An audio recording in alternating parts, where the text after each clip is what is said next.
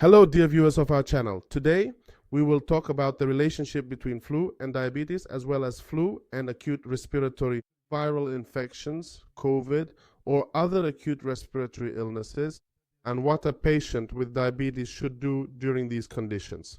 First of all, I want to ask you in advance, please write in the comments who is currently suffering from a cold or has had the flu, and what kind of treatments are you planning to use. Also, to ensure that these sources are reliable, the information I'm sharing with you today comes from the American Diabetes Association, the World Health Organization, the Lancet Journal, the Nutrients Journal, and the British Medical Journal, among others. I have prepared information from reliable sources about what needs to be done. We will discuss the specific aspects of diabetes and the flu. Even if you don't eat, there is a situation where blood sugar can rise, and this is one of the few unique cases. This is when the body has an acute respiratory viral infection, such as the flu or a cold. In other words, in such cases, even if you don't eat, your blood sugar can rise, ketones can develop, the body can become dehydrated, and intoxication can occur. So what should a person with diabetes do? Now, let's talk about that. Let's find out. Why does blood sugar rise during a cold, the flu, or acute respiratory viral infections? Because during a viral infection, stress hormones like cortisol and adrenaline increase. The inflammation process itself also leads to an increase in blood sugar. Due to the increase in counter-regulatory stress hormones, gluconeogenesis intensifies. Gluconeogenesis means producing glucose from non-sugar sources, that is, from protein, amino acids, and fats in the body, especially the liver, produces glucose. And this process becomes more active during viral infections. According to the recommendations of the American Diabetes Association, people with diabetes should have certain products and medications in their personal first aid kit, should regularly check their blood sugar, or during an acute viral infection, such as during the flu, what treatments need to be done. We will talk about this. This applies to everyone in general. In addition to bed rest and drinking plenty of fluids, you need to check your blood sugar every 3 hours. Because due to this infection, because of the viral infection, blood sugar levels can rise. Now, for patients who take insulin or for patients who take blood sugar lowering tablets, it is not acceptable to skip insulin or stop taking it or to stop taking tablets just because you haven't eaten. In other words, you cannot stop taking blood sugar lowering medications just because you haven't eaten. You cannot stop taking these medications. If anyone has done this, please write about it in the comments and share what result it led to. Write it down. Drinking plenty of fluids is a general rule. You should regularly check your body temperature and breathing. If your body temperature rises above 38.5 degrees Celsius, or if you have difficulty breathing, or if you experience shortness of breath and labored breathing, the appearance of cyanosis on the face, or signs of oxygen deficiency in breathing, indicates that it is necessary to consult a doctor. Keep this in mind. What medications should a person with diabetes have in their first aid kit? According to global standards, paracetamol is the main medication used to lower your temperature, is considered so. Now, which of the combined medications are allowed and which are not allowed? Which ones contain sugar and which ones do not contain sugar? We'll talk about those combined medications like Coldrix and Theraflu in a moment. But first, let me say this.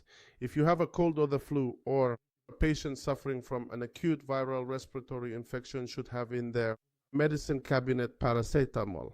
It can be in liquid form or in tablet form. But if it is in syrup form, it must be sugar-free. They should also have a glucometer, test strips, and an electrolyte solution.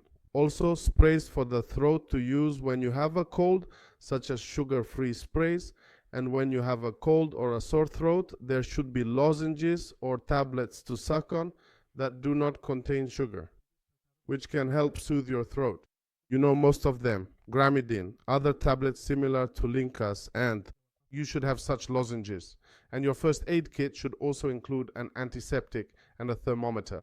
You should have a thermometer, and if possible, it should be digital. If a digital one is not available, a mercury thermometer will also do. So let's move on to nutrition. What kind of food should a person with diabetes when they have an acute viral respiratory infection? These should mainly be liquid foods such as soups and broths. There should be chicken or meat broth. Purees made from vegetables, broccoli, or kohlrabi, or even cream soups made from them are also suitable. Greek yogurt, kefir, or plain yogurt are also allowed, and it's essential to drink plenty of fluids. Now, as for things that are not allowed, for patients with diabetes and acute viral respiratory infection, honey is not permitted. Their blood sugar is already high. In 100 grams of honey, there are at least 70 to 80 grams of sugar, and more than half of that is fructose.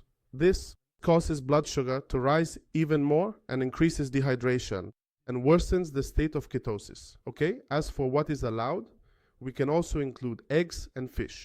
Now, drinking milk or boiled milk mixed with honey is not allowed. Then there are sweets. For example, sweets that are said to boost immunity.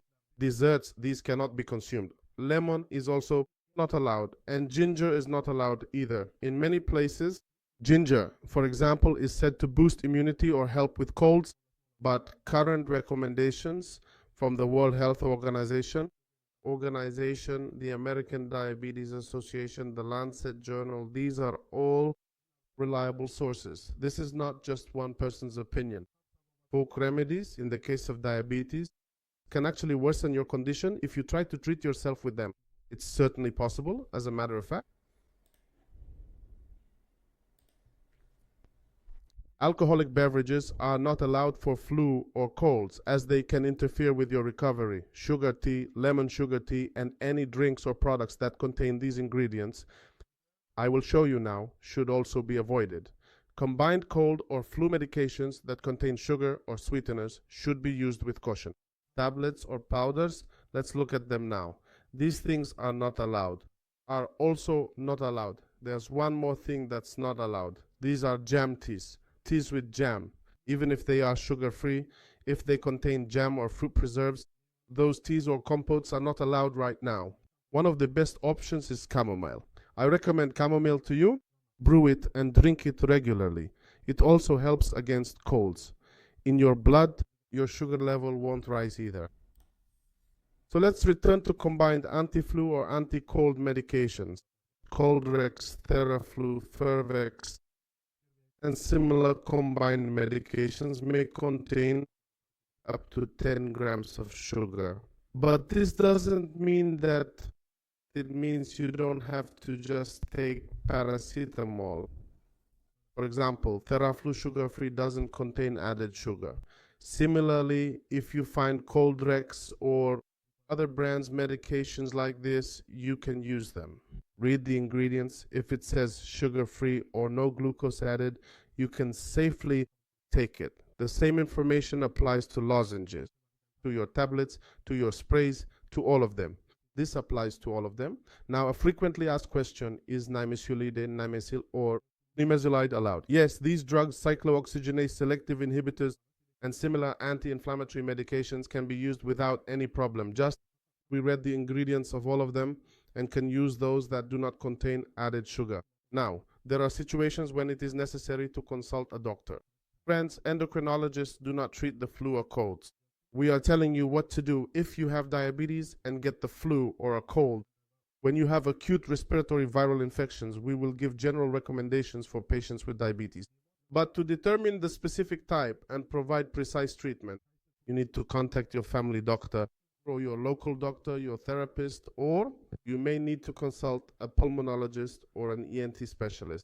This may be necessary if the following conditions are not observed. First, if the body temperature rises above 38.5 degrees, if shortness of breath develops, or if blood sugar exceeds 15.